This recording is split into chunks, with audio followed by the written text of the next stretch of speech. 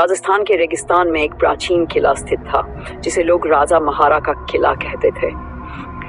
ये किला अपने भूतिया रहस्यों और डरावनी घटनाओं के लिए कुख्यात था।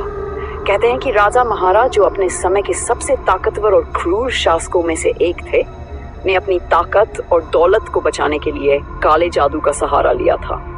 लेकिन जादू एक श्राप बनकर उनकी आत्मा को किले में कैद कर गया।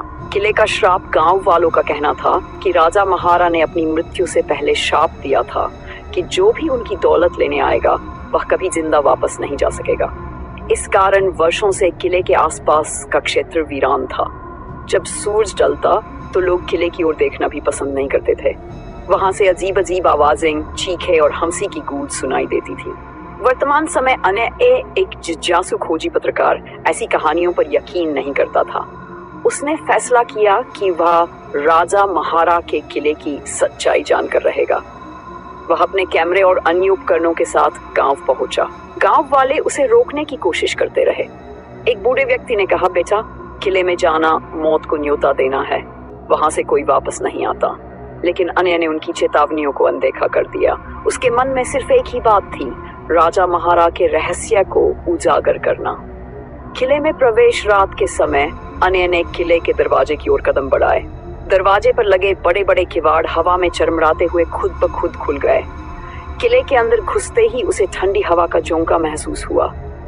दीवारों पर अजीबोगरीब नक्काशियां थीं, जिनमें आंखें और चेहरों जैसी आकृतियां दिख रही थीं। जैसे ही अन्य ने अपना कैमरा चालू किया, एक हल्की सी हंसी की आवाज सुनाई दी। ये किसकी हंसी हो सकती है? उसने अपने आप से कहा और आगे बढ़ने लगा। पहली मुठभेड़ किले के अंदर एक विशाल कक्ष था। उसके केंद्र में एक सिंहासन रखा था जो धूल और जालों से ढका हुआ था। अचानक सिंहासन के पास एक परछाई प्रकट हुई। धीरे धीरे वह परछाई आकार लेने लगी और राजा महारा की आत्मा वहां प्रकट हो गई। उनकी आंखें अंगारे की तरह जल रही थी और उनके चेहरे पर एक खौफनाक मुस्कान थी। कौन है जिसने मेरी शांति भंग की? राजा महारा की गूंजती हुई आवाज ने पूरे कक्ष को हिला दिया। अन्य ने हिम्मत चुका की लाश में आया। तुम्हें श्रापित राजा कहते हैं हूँ। लोग, मैं जानना चाहता हूँ कि तुम्हारी कहानी क्या है। राजा महारा की कहानी। राजा महारा ने ठाका लगाया और बोले, तुम्हें मेरी कहानी जाननी है? ठीक है, सुनो। मैं इस राज्य का सबसे शक्तिशाली राजा था, लेकिन मेरी भूख सिर्फ ताकत और दौलत तक सीमित नहीं थी। मैं अमरता चाहता था। मैंने तांत्रिक विद्या का सहारा लिया और अपनी आत्मा को इस किले में कैद कर दिया ताकि मैं हमेशा जीवित रह सकूं। लेकिन वह विद्या अधूरी रह गई। मैं मर गया, लेकिन मेरी आत्मा इस किले में अटक गई। और यह श्राप, ने पूछा, यह श्राप मेरी रक्षा के लिए है। कोई भी मेरी संपत्ति लेने आएगा, वह यहाँ हमेशा के लिए कैद हो जाएगा और अब तुम भी यहाँ से बच नहीं सकते। अन्य की चालाकी। अन्य ने स्थिति को समझा और जल्दी से सोचा कि कैसे बचा जाए।